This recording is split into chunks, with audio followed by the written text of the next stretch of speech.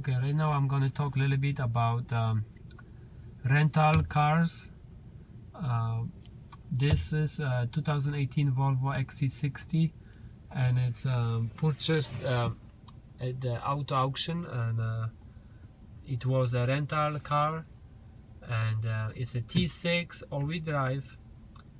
So I'm going to show the differences that this car has comparing to a T6 all-wheel drive models at the dealer. So because it's a rental car, they have different contract with Volvo, so they will get different features, and of course they're buying lots of cars, so they will expect different price. So in order Volvo to accomplish that, they take few things off. So here is a first example, the screen, and it is a partially virtual display. It has an analog water temp gauge and analog fuel gauge. It has only one gauge in the middle. It doesn't have a tachometer like the full screen. So this is one difference. Another difference will be the here. This one does not have the mode selector that usually is found on most of the cars.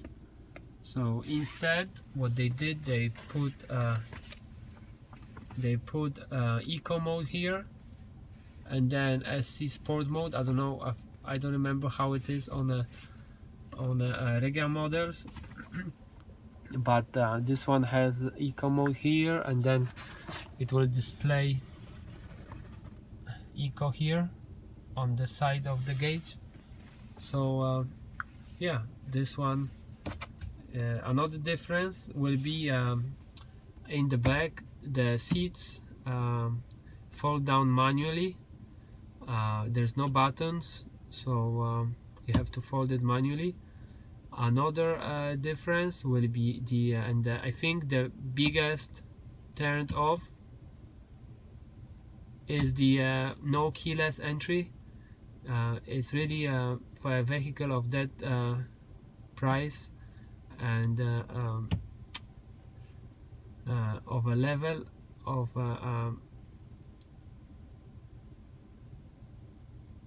there is no keyless entry, so every time you have to lock your car, unlock from the remote. And I think this is very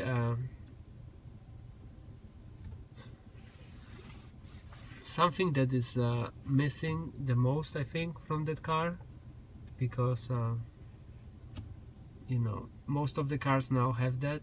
So another thing would be the tailgate does not have locking on the tailgate. It's only has one button, so that's one of the things. And then what else we have,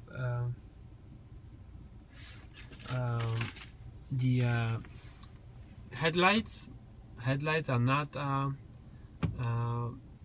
bending, and most of the cars now will have Volvo's T6 and all-wheel drive will have bending headlights, and this one does not, but they are LED, and they have auto high beam and automatic headlights. So yeah, another thing, I think it will be the navigation. It does not come here.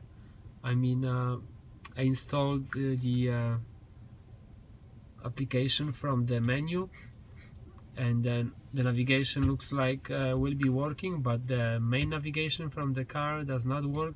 It needs to be activated. So yeah, what else? Let's say the I noticed the trims here is not it should be matching. This aluminum trim I think should be here also, and it's not, so they changed that. We have the Apple Play here, USB and regular USB, so we have that.